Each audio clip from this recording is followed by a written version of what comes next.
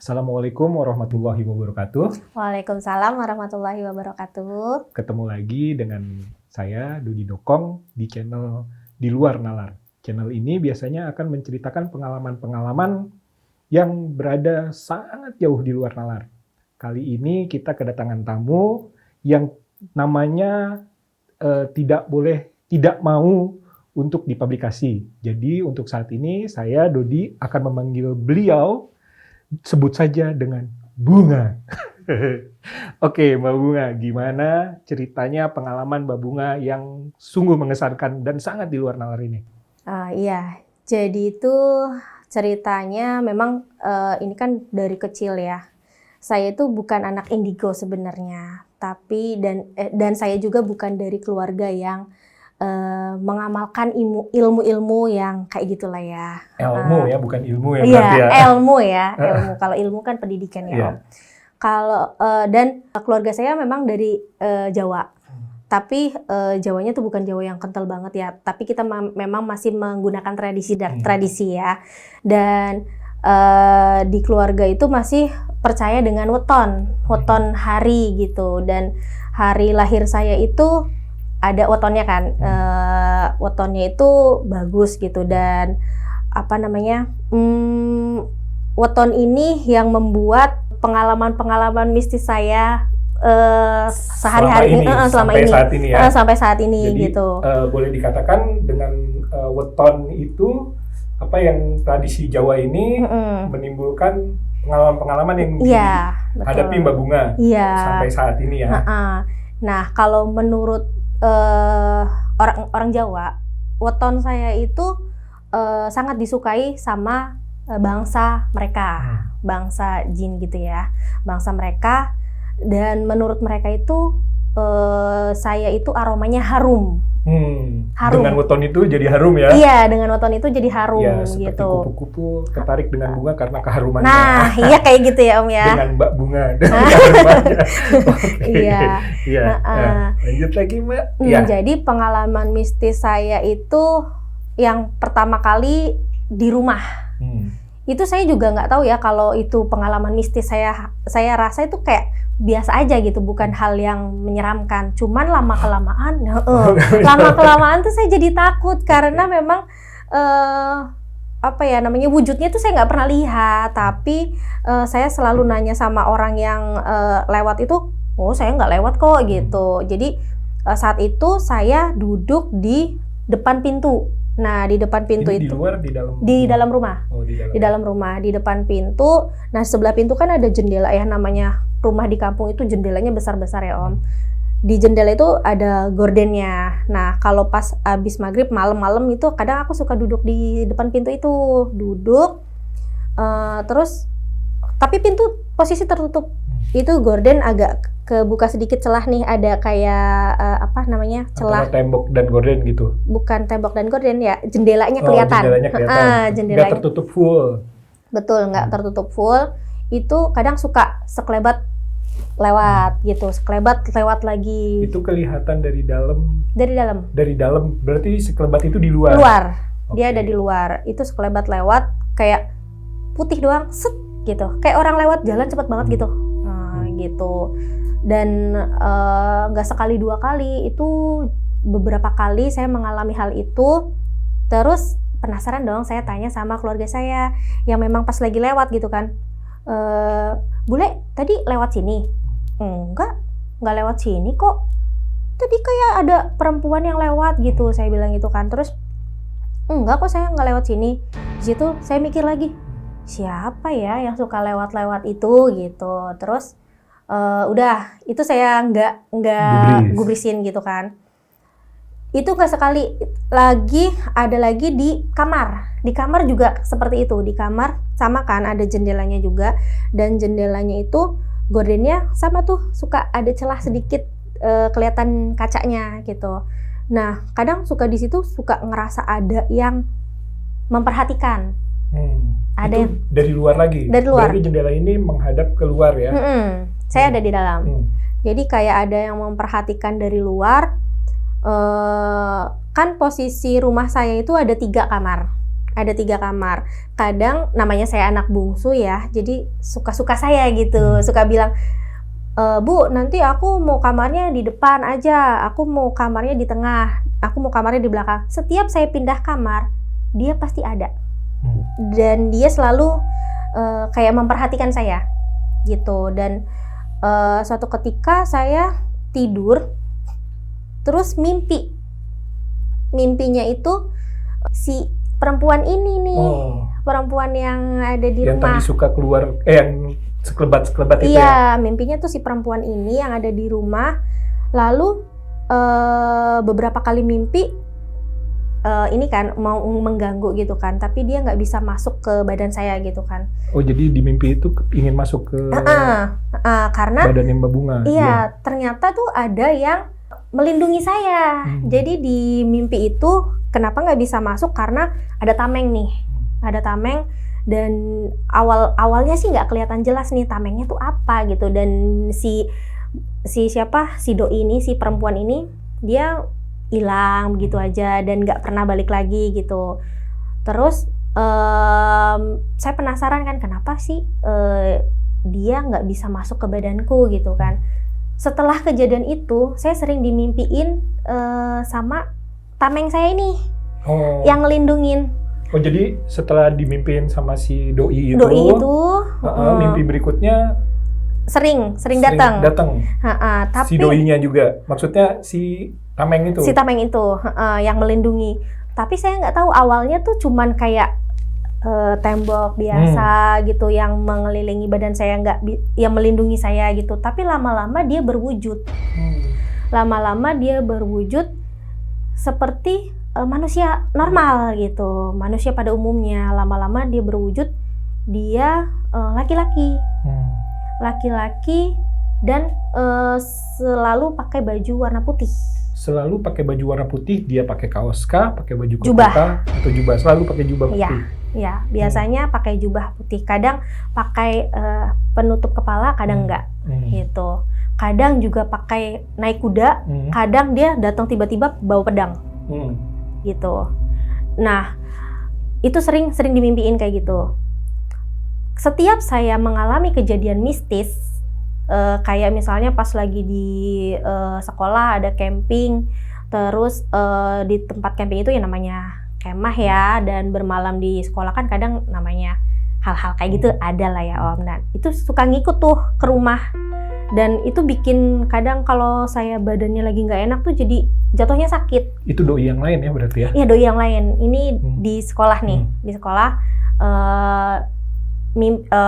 sakit kan? Sakit, lalu kalau sakit itu kan kita pengennya tiduran aja gitu ya Om. Dan kepala itu pusing, kayak semua keliling-keliling gitu kan, muter semuanya.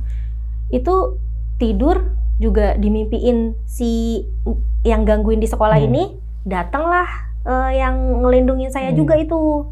Dia mencoba untuk ngusir si ini ya, yang mau ganggu gitu Om. Nah, setelah kejadian itu dia sering juga datang terus. Dulu sebentar. Berarti setelah ditampakkan si pembantunya Mbak Bunga ini itu masih sekolah? Iya. Itu tepatnya kelas berapa, ingat nggak? SMA ya? SMA. Itu mulai jelas nih kelihatan. Mulai jelas kelihatan dia itu sosoknya seperti apa. Terus juga bentuknya itu kayak gimana gitu kan. Dan karena namanya masih SMA ya Om, kan kita kan berharap mempunyai jodoh yang nantinya membayangkan gitu ya, yang nantinya akan bisa melindungi saya seperti ini nih gitu. Dan di mimpi itu karena dia sering datang dan di situ wajahnya cakep gitu, bersih, dan gagah berani selalu melindungi saya dari hal-hal yang nggak saya inginkan kayak gitu, diganggu hal-hal mistis kayak gitu kan, jadi bikin saya jatuh hati lah. Iya begitu ya, jatuh hati sama dia nih. Pokoknya saya ingin nanti jodoh saya seperti dia gitu kan. Saya berharapnya seperti dia gitu. Tapi saya nggak tahu kalau dia itu tugasnya cuman buat ngelindungin saya aja gitu kan. Tapi ya namanya anak ABG ya Om ya, jadi berharap lebih gitu. Dan setiap mimpi, setiap diganggu dia datang. Setiap diganggu hal-hal mistis dia juga datang. Tapi gara-gara itu juga dan gara-gara aroma wangi saya dan juga ada yang ngelindungin juga, jadi kadang suka kebuka mata batinnya gitu. Ada pengalaman itu waktu kecil tuh Om. Ada pengalaman saya itu disuruh sama mbah saya untuk minta bako nih, karena mbah saya masih nyirih kan. Terus saya jalan mau ke rumah nenek saya yang lain tuh minta bako itu karena mau nyirih kan buat mbah. Tuh kelihatan aku pernah lihat korinnya orang yang meninggal karena kecelakaan. Itu tetangga saya, ini korinnya ini tetangga saya. Lalu apa namanya, kan saya masih inget nih Om. Sebentar. Oh, akhirnya datang juga minum. Awas sama bunga. Iya nih. Makasih ya. Ya, jadi ketemu korinnya orang yang meninggal ini nih Om. Gara-gara itu tuh tadi kedatangan sama pelindungku sama yang memang harum baunya gara-gara weton kelahiran ya. Gitu. Ketemu sama korinnya memang agak serem nih Om, karena kan posisinya dia meninggalnya karena kecelakaan ya. Kecelakaan mobil truk gitu kan. Wajahnya itu setengahnya hancur. Tapi saya masih ingat dia awal pergi. Kecelakaannya seperti apa? Kecelakaannya itu dia lagi belanja di pasar. Belanja untuk keperluan jualannya dia kan jualan ini ya. Jualan apa? Baju. Jualan baju. Dia lagi ada di delman sama anaknya waktu itu masih kecil. Dia lagi ada di delman, tiba-tiba dari belakang itu truk kenceng banget, nggak tahu remblong atau apa, delmannya ketubruk lah dari belakang. Dan yang lain, penumpang yang lain tuh ya selamat, pada luka-luka, tapi yang paling parah dia sampai nggak tertolong gitu, karena wajahnya hancur setengahnya gitu. Dan saya melihat real bener-bener dia nih, si korin ini gitu. Setelah melihat itu karena masih kecil ya. Dan tadi dulu, ngelihatnya kapan nih? Pas gimana? Tadi kan ceritanya mau bako ya? Nah, itu gimana ceritanya? Ngelihatnya tuh ya saat saya kecil itu disuruh sama mbah untuk minta bako gitu kan. Itu dia posisinya tuh lagi duduk di sini, menghadap ke sana. Saya posisi ada di belakangnya. Tapi memang agak jauh tuh, ada sekitar 5 meter jarak antara saya dan dia.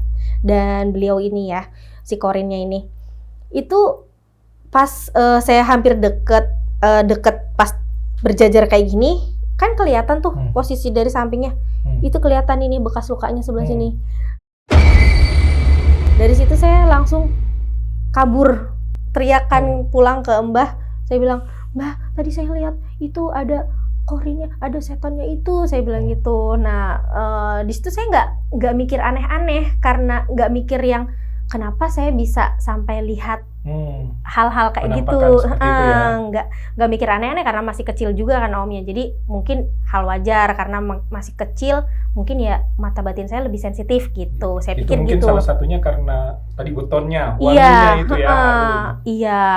Tapi kan nggak semua anak seperti itu gitu kan Om gitu. Tapi saya nggak memperpanjang dan memikirkan itu, namanya anak-anak ya, pengennya main gitu kan.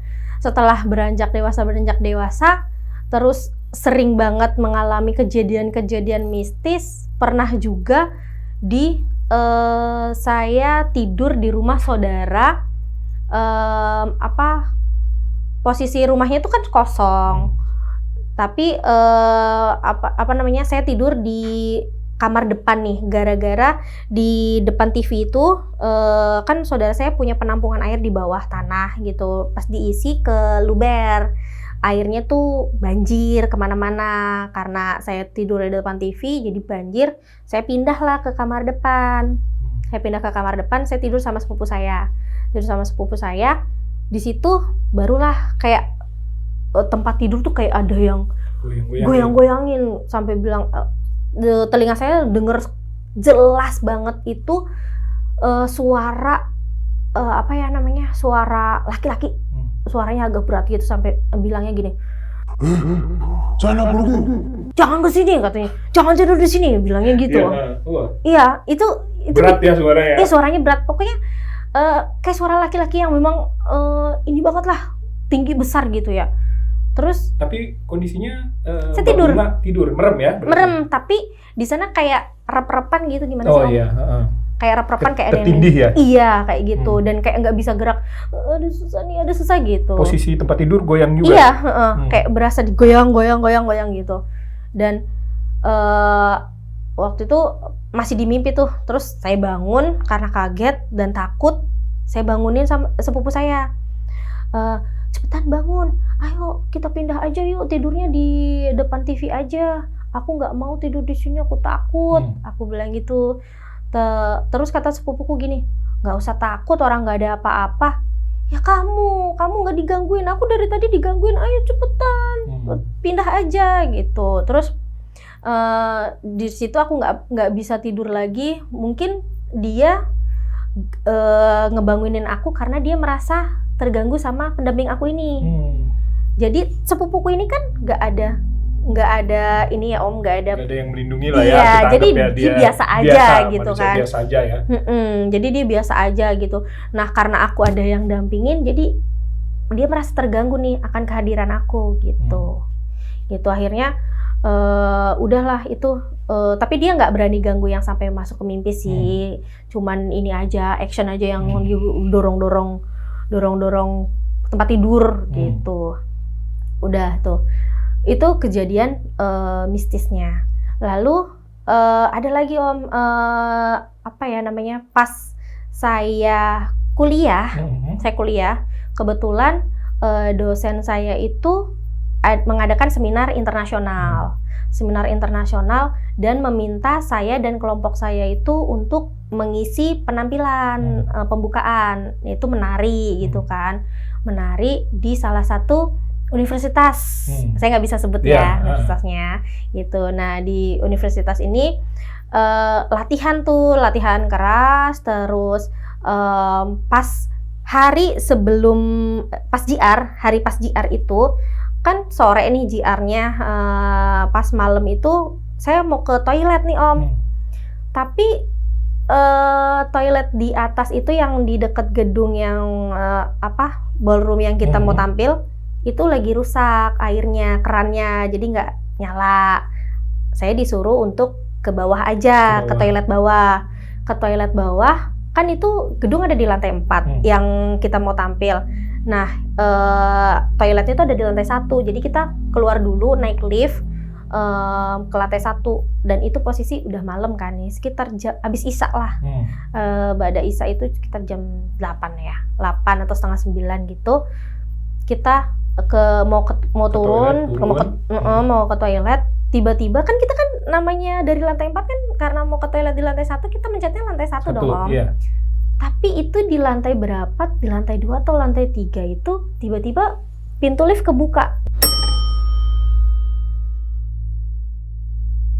Oh berhenti dia di sana? Berhenti, pintu lift kebuka, terus suasana gedung itu gelap dan AC juga mati, nggak ada ini. Tapi tiba-tiba pas pintu lift kebuka, tiba-tiba ada kayak yang angin dingin nih masuk di antara saya dan teman-teman saya. Kita ada bertiga tuh waktu itu mau ke toilet. Bertiga itu semuanya nge-freeze gini kan. Aduh siapa nih? Cepetan, ayo cepetan kita. Tutup pintu ya? Tutup pintu. Terus habis itu udah dong, kita nggak yang aneh-aneh mikirnya itu tadi apa ya, dan nggak bahas banyak-banyak karena takutnya memang lagi ada di tempatnya ya, dia bisa denger gitu, dan takut ganggu gitu. Karena itu udah nggak ini lagi, nggak panjang tuh ininya. Karena besok paginya saya harus bangun pagi, maksudnya saya harus standby pagi di gedung jam 5, jadi saya sama teman-teman itu biar nggak terlambat. Ya. Jadi kita disewakanlah tempat untuk tidur semalam itu di rumah saudaranya dosen. Nah, di rumah saudaranya dosen ini Rumah itu lingkungannya gimana? Rumahnya lingkungannya itu ada di komplek. mana? Komplek. Sebelahnya rumah juga. Sebelah-sebelahnya rumah, dan itu rumah besar. Rumahnya orang kaya gimana sih ya Om?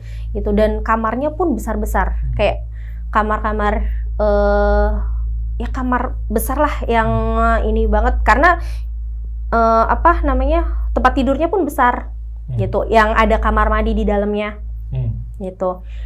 Yang nungguin rumah ini tuh cuman sepasang suami istri dan anaknya yang masih kecil, usia sekitar 3 tahunan gitu. Nah, kita disambut baik tuh sama dia, kan memang udah direncanain kan, ya udah kita tidur di sini aja biar besok kita jalannya sama-sama gitu. Nah, kita tuh bersepuluh Om di rumah itu, bersepuluh. Plus 3 itu berarti? Iya, plus 3 itu, jadi kan 13 ya? Iya, 13. Bersepuluh itu kamar itu sebenarnya ada banyak. Nah, yang satu keluarga ini dia tidur di kamar sendiri, dan kita disediakan 2 kamar. Kita disediakan 2 kamar. Berlima ya berarti? Berlima. Itu cewek semua? Cewek semua. Cewek semua, berlima. Saya dan teman-teman saya yang 4 ini berlima, kita disediakan kamar besar banget, dan itu lemarinya besar banget, semua temboknya kayaknya lemari semua, dan ada kamar mandi. Itu jadi posisi letter L gitu Om. Nah, si posisi pintu di sebelahnya ada jendela kecil gitu. Dia ada kaca nakoknya, kaca nako, tapi dia ada gordennya yang diikat. Oh, diikat ya? Iya, gordennya diikat gitu kan. Tapi si pintu ini tuh agak keras Om. Berarti ntar dulu, gordennya diikat itu gorden yang transparan berarti ya? Bukan yang transparan sih. Gorden yang nggak transparan ya? Iya. Berarti udah yang gorden yang di dalam ya? Gorden dalam, cuman dia yang tipis, tapi diikat gitu kan. Nah, si posisi pintu itu nggak bisa dibuka. Ini rumahnya, saya balik lagi, rumahnya rumah tua apa rumah baru? Rumah tua. Oh, rumah tua, oke. Rumah tua yang gedung gitu kan. Itu posisi pintu tuh agak susah untuk ditutup atau ditarik gitu. Ya itu mungkin tadi karena kondisinya mungkin rumah tua kan, ya, tapi pintunya udah agak turun ya. Iya gitu. Nah, nggak tahu kenapa, mungkin saya juga lelah juga ya. Jadi di situ saya duduk bengong menghadap ke pintu, posisi pintu agak kebuka begini, sebelahnya ada jendela. Tiba-tiba semua hening, pintunya nutup, krep, keras banget, kenceng banget. Tiba-tiba kayak ada yang narik pintunya dari luar, krep gitu, keras banget. Terus di balik jendela itu dari luar ada sosok nenek-nenek yang bungkuk, terus rambutnya putih semua. Nggak tahu sih kalau mukanya, karena saya lihat baju kutu baru, tau nggak?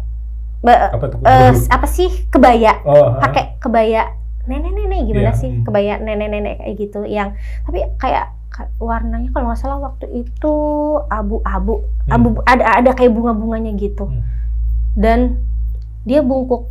Kalau bawahnya saya nggak tahu ya, cuman saya lihatnya pas dia lagi bungkuk, rambutnya putih, kayak ada konde, dia pakai konde tapi rambutnya berantakan gitu, dia lewat gitu. Itu kelihatan karena tadi si korden itu diikat ya? Iya.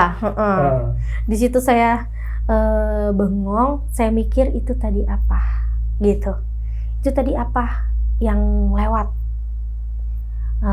Bener nggak sih yang saya lihat gitu, kayak kaget, dan saya langsung nanya ke teman-teman saya bilang, "Hei, tadi kalian lihat nggak? Aku tadi lihat sesuatu," aku gituin kan, "aku tadi lihat sesuatu yang serem banget, serem banget, itu tadi apa? Setan ya?" gitu kan. Terus kata teman-temanku, Bunga jangan itu dong, jangan nakut-nakutin gitu, ini kita lagi numpang nih di rumah orang. Iya sih, cuman itu serem banget gitu. Nah, itu karena besok paginya saya harus bangun pagi, jadi saya paksain tidur. Di tidur itu saya mimpi dia lagi, nenek-nenek itu datang dan nggak tahu ngomong apa itu sama yang pelindung aku, ngobrol apa saya nggak denger. Oh, nenek-nenek itu datang sudah langsung berhadapan dengan pelindung itu. Yang biasa Ya, yang tadi selalu datang di Iya. mimpi aku itu, yang laki-laki. yang laki-laki berbaju putih itu tadi. Ya. Dia datang terus ngomong apa nggak tahu, terus ya udah nenek itu pergi. Dan kita alhamdulillah acaranya lancar gitu kan sampai besok pagi. Tapi ya saya nggak bisa tidur gitu.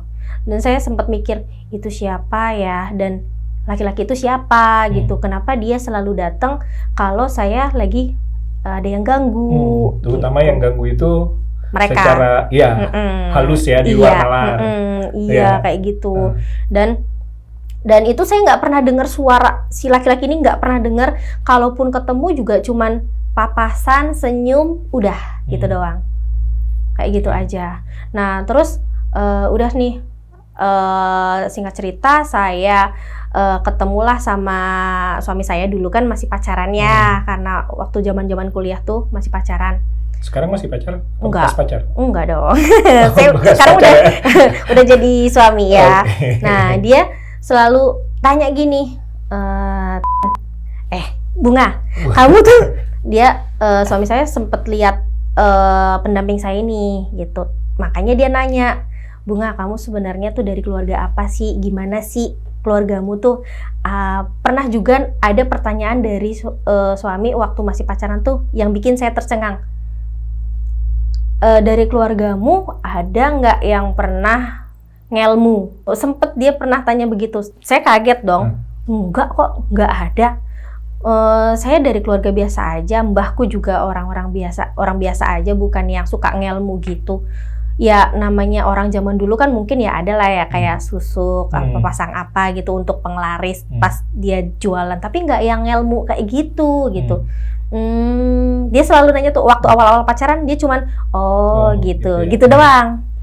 Tapi lama kelamaan tuh ini nih suamiku yang suka ngeliat nih, sering lihat kalau misalnya lagi jalan bareng selalu ada itu dia, laki-laki ini selalu ada dan selalu ngedampingin. Tapi giliran udah sama jalan bareng berdua, bekas pacar ya? Iya, dia selalu menyingkir, menjauh, nggak yang nggak yang mau mengganggu gitu. Dan pernah juga suatu ketika tuh aku ini digangguin juga di Jakarta ini ya, di Jakarta digangguin sama yang nunggu kontrakan. Nah pas dimimpiin sama nenek-nenek ini, nah karena pacarku juga ini suka bisa ngeliat kayak gitu ya, jadi aku suka kepo nih, nanyalah ke dia, cerita gini loh, kemarin aku melihat nenek-nenek kayak gini terus, tapi ada yang ini pas di mimpi itu ada yang ngobrol sama dia laki-laki, terus nenek-nenek itu tiba-tiba hilang gitu. Nah pacarku ini ngomong kalau nenek-nenek itu emang penunggu lama di rumah itu gitu, dan dia merasa kayak terganggu sama kehadiran kita satu kelompok itu, merasa terganggu. Terlebih lagi kamu kayak ada yang ngedampingin, jadi dia ngomongnya dia datanginnya ke kamu gitu. Dia ngomongnya seperti itu. Pernah suatu ketika aku kan namanya di kontrakan ya, di kontrakan itu ada apa sih namanya, lotengnya. Di kontrakan ada lotengnya kan. Nah itu aku di atas tuh. Nah aku tuh suka banget yang namanya ngaca. Kadang suka banget yang namanya ngaca. Kadang di kaca itu bikin aku beda orang.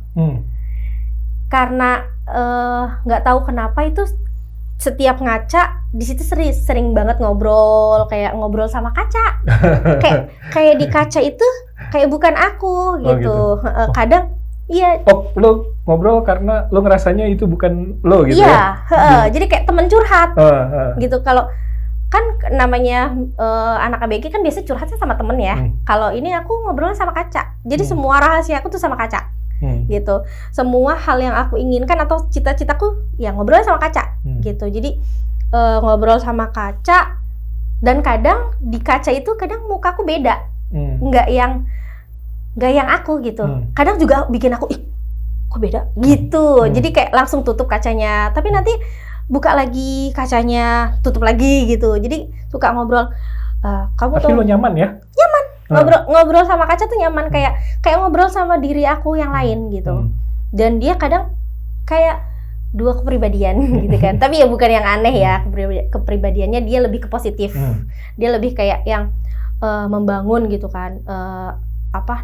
Suka, ih aku sedih banget deh kayak gini. Terus nanti di kaca itu, tapi aku yang ngomong, tapi kayak aku jadi orang lain. Nggak apa-apa. Sadar ya? Tapi itu sadar.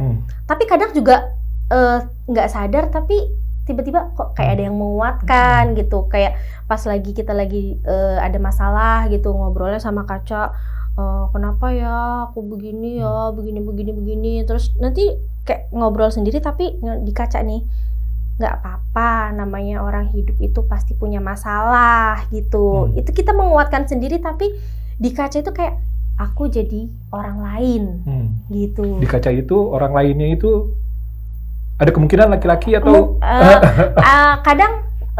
kadang sifatnya lebih ke laki-laki. Oh, sifatnya ya. Sifatnya. Karena kan aku perempuan nih. Judgment-nya beda ya biasanya. Iya, namanya kan kalau perempuan sama laki-laki kan kadang suka ngasih solusinya suka beda ya. Tapi kalau saya lagi ngobrol sama kaca itu kadang ngasih solusinya tuh kayak ya dia lagi sebagai laki-laki gitu, sebagai orang yang ngelindungin aku gitu di kaca. Nah, karena aku suka ngobrol sama kaca adalah perempuan ya, doi itu suka memperhatikan aku di kontrakan itu, suka sama aku karena aku suka ngobrol sama kaca dan baunya wangi menurut mereka.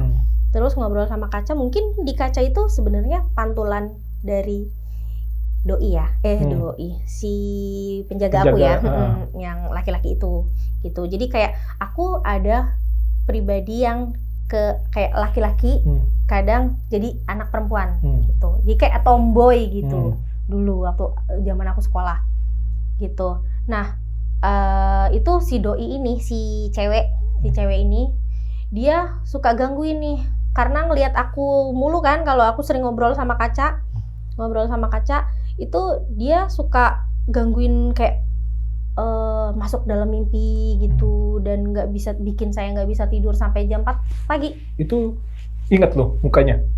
Apa? Bung. Yang di mana? Apa? Muka si cewek itu tadi? Si ceweknya. Muka si ceweknya itu dia karena aku suka ngobrol sama kaca ini ya. Karena aku suka ngobrol sama kaca, kan di kaca itu sebenarnya bukan aku ya, kayak bukan aku gitu kan. Jadi cowok. Nah, dia kayak mau ngambil alih nih, ngambil alih yang di kaca ini. Mau ngambil alih yang di kaca ini, dia masuklah ke kaca. Jadi kalau di 3 hari berturut-turut itu, aku nggak seperti biasanya aku. Kalau ngobrol sama kaca kan ya, kalau pas kita lagi ada masalah aja, atau kita lagi happy atau gimana gitu ya, ngobrol sama kaca.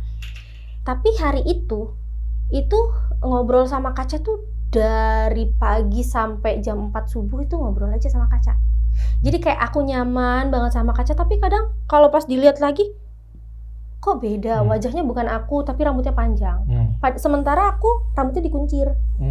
Jadi wajahnya hampir sama kayak lo juga kali ya? Enggak. Iya, dia menyerupai. Menyerupai ya. Rambutnya panjang. Tapi di situ ekspresinya yang menakutkan ya. Bukan aku yang seperti aku di kaca sebenarnya gitu. Itu ekspresinya menakutkan, sampai kalau pas aku lagi sadar, kacanya aku geletakin kayak dilempar gitu. Ih, apaan sih? Ini siapa sih? Kok aku jadi takut ya ngaca gitu. Nah, tapi 3 hari berturut-turut itu pula aku ngaca sampai malam jam 4 subuh. Sampai jam 4 subuh kan bukan narsisme ya? Iya, bukan. Kalau narsisme kan kita ngobrol sama kaca terus, ih cantik ya, ih cantik. Kalau ini enggak, lebih ke kayak ngobrolin hal-hal yang ngebayangin hal-hal yang kayak imajinasi lah ya, imajinasi, tapi kok di kaca wajahnya berubah gitu. Wajahnya bukan wajah aku. Kan serem juga ya. Nah, hari keempatnya aku janjian tuh ngedate sama pacarku. Nah jalan sama dia ke apa namanya tempat tongkrong lah gitu ya. Nah pas pulangnya kan namanya ngedate zaman dulu ini pakainya Transjakarta, nggak pakainya kendaraan umum lah. Nah di bis itu dia ngomong gini, kok yang dampingin kamu kok beda ya? Itu tuh pacarku ngomong gitu, kok yang dampingin kamu kok sekarang beda, bukan laki-laki lagi. Yang itu kemana? Ada ding, kata dia tuh ngomong begitu. Terus tapi kayaknya dia nggak tahu sih ngikutin kamu apa gimana gitu. Terus pas aku turun dari bis, dari bis itu ternyata dia ngikutin aku nih. Ya si cowok ya si cewek. Ini sekarang ada dua nih, ya si cowok ya si cewek.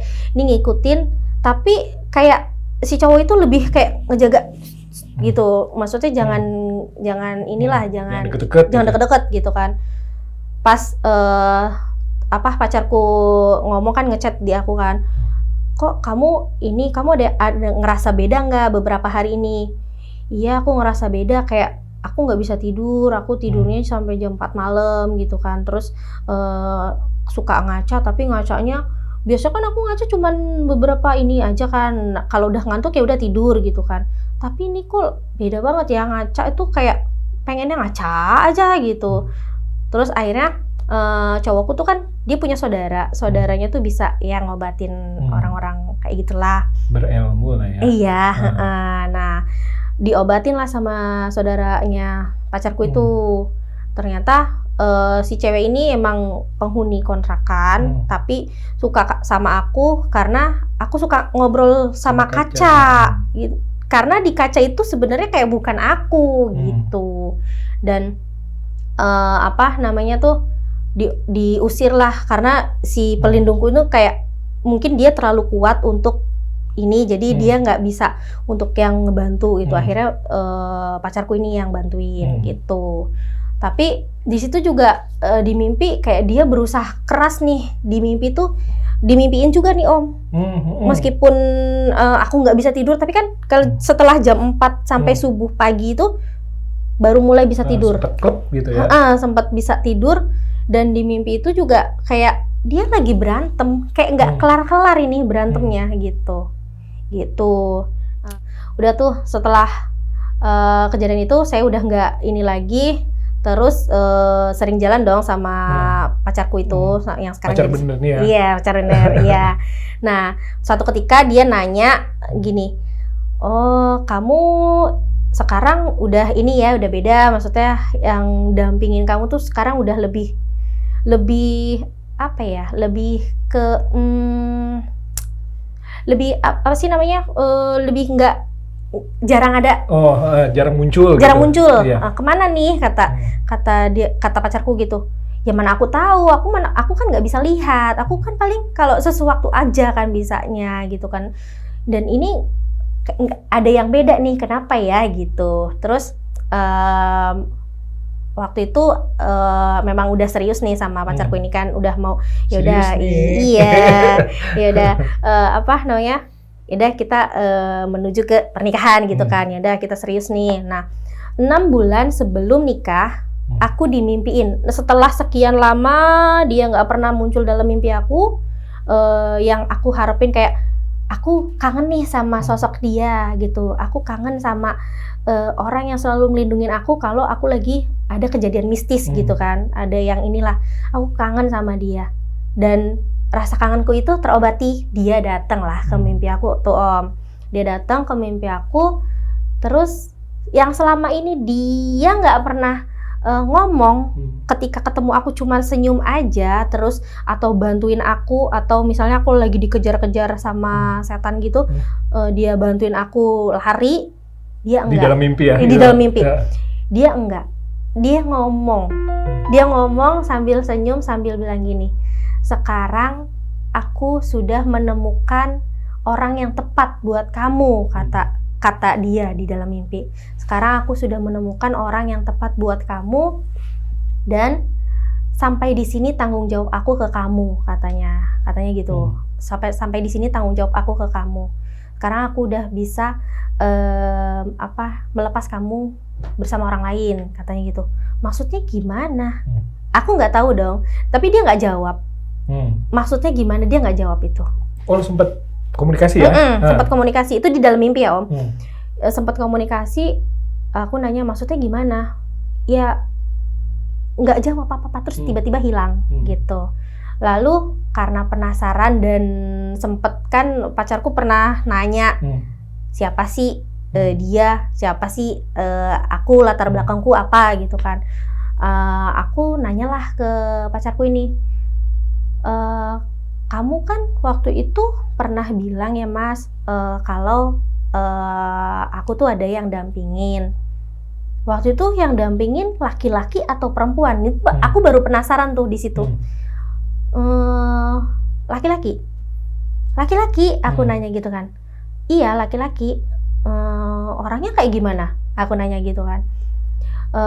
Dia itu ya kayak kamu. Maksudnya kayak kamu? Maksudnya kayak aku gimana? Aku nanya, ya kayak kamu tapi versi laki-laki. Kayak aku, beneran kayak aku. Di situ langsung tek. Hah? Kok sama ya sama yang di mimpi aku selama ini? Orangnya itu memang mirip sama aku wajahnya, tapi memang versi laki-laki. Dan dia selalu pakai jubah putih. Gitu. Dan itu juga kalau gue ngebayanginnya sama kayak yang di cermin itu loh yang iya, ngobrol. Dan setelah kejadian yang dia datang di mimpi itu, aku udah jarang lagi ngobrol sama cermin, Om.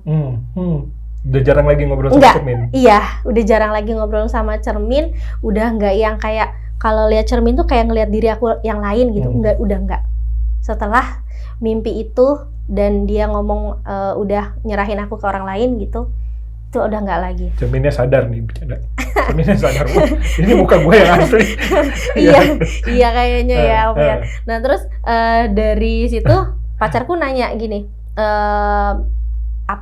kamu pernah punya saudara nggak gitu? Tiba-tiba dia nanya gitu. Saudaraku banyak, aku bilang gitu. Saudara kandung maksudku, kata pacarku gitu. Saudara kandung tapi yang udah meninggal gitu. Nggak tahu ya. Aku nggak tahu kalau aku punya saudara kandung yang udah meninggal.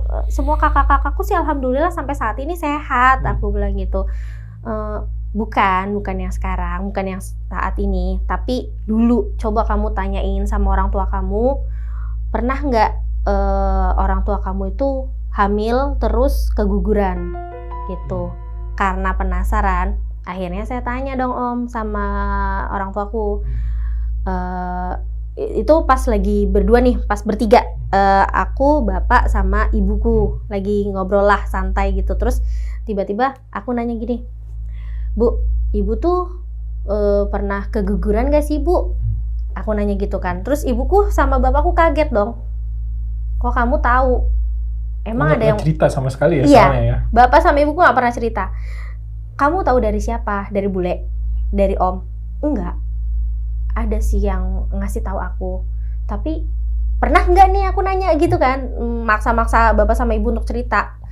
Terus bapak sama ibu akhirnya cerita, iya bapak sama ibu tuh pernah keguguran gitu. Tapi memang belum sampai belum besar gitu, mungkin sekitar 3 atau 4 bulan itu keguguran. Terus ya udah karena 3 sampai 4 bulan ya nggak dikasih nama gitu kan, nggak ada namanya gitu. Terus aku sampein lah ke pacarku ini. Kemungkinan laki-laki perempuannya nggak tahu ya? Ya nggak tahu. Karena biasanya kalau 4 bulan itu biasanya? Iya, kalau dalam Islam itu kan kalau misalnya keguguran masih bulanan gitu dan belum kelihatan kelaminnya laki-laki atau perempuan gitu kan, suka dianggap laki-laki, dikasih nama dengan nama laki-laki. Tapi karena kegugurannya itu di bawah usia 4 bulan, itu jadi nggak usah dikasih nama pun nggak apa-apa, katanya gitu. Itu di dalam Islam. Tapi saya nggak tahu ya nanti dia gimana ya. Nah, akhirnya saya konfirmasi lagi ke pacarku itu. Terus dia cerita lah, karena dia memang udah dapet bocoran nih dari saudaranya yang emang bisa kayak gitu ya, yang tadi belajar ilmu kayak gitu. Ya.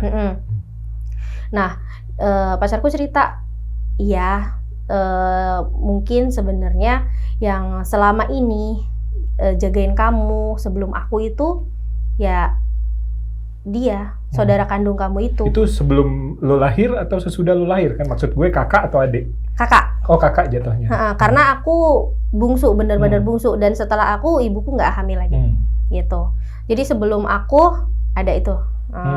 Nah, kata pacarku saat itu bilang gini, mungkin karena kamu punya darah wangi, aroma yang wangi, aroma yang harum, jadi dia melekatnya lebih kuat ke kamu.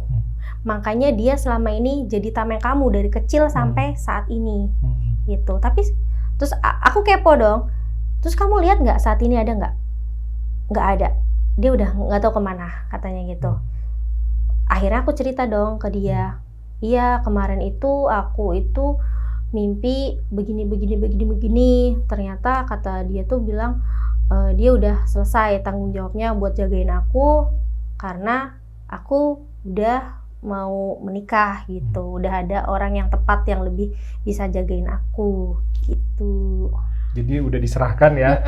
Udah diserahkan ke pacarku itu. Karena memang selama ini nih Om nggak pernah yang namanya pacaran selain sama emang semata wayang tuh ya berarti ya? Iya, karena itu tadi kalau misalnya mau pacaran tuh pasti ngobrol dulu sama cermin itu Om. Ngobrol dulu sama cermin, percaya nggak sih kira-kira orang ini tepat nggak sih gitu. Dan ya jagainnya dari segi itu juga, terus dari segi mistis juga gitu. Untungnya lo nggak nanya, mirror, siapakah wanita paling cantik di dunia? Iya ya, enggak sih Om kalau yang itu, nanti kayak kelihatan nenek sihir ya. Itu jadi ceritanya gitu ya, jadi di akhirnya ternyata kakak melindungi adiknya dan menyerahkan ke sekarang bekas pacar ya. Iya, ke suami ya. Ke suami. Karena percaya nih kalau suami ini bisa melindungi aku, baik ragaku, baik jiwaku, baik semuanya. Amin. Gitu. Gitu Om ceritanya. Oke, begitu sedikit cerita. Maaf, sorry, gak apa-apa ya. Oke, begitu sedikit cerita dari Mbak Bunga ini tentang pengalamannya yang dilindungi oleh kakaknya dan diserahkan oleh pelindungnya itu ke suaminya. Alhamdulillah Mbak Bunga ini mudah-mudahan semerbak harumnya, tapi di positif saja ya. Iya, jangan hal-hal yang negatif ya, harum bunga pengalamannya dan lain sebagainya. Ya kira-kira itu cerita di luar nalar dari Mbak Bunga. Teman-teman yang masih punya dan atau ingin menceritakan pengalamannya seperti Mbak Bunga yang mau diinformasikan secara terbuka atau tidak seperti Mbak Bunga ini yang informasi pribadinya itu tertutup, boleh bercerita atau kirimkan ke email atau di YouTube kami, di DM saja, di Instagram dan lain sebagainya di Luar Nalar channel kami. Ya, kira-kira seperti itu. Sampai ketemu lagi ya teman-teman semua di Luar Nalar. Assalamualaikum warahmatullahi wabarakatuh. Waalaikumsalam warahmatullahi wabarakatuh.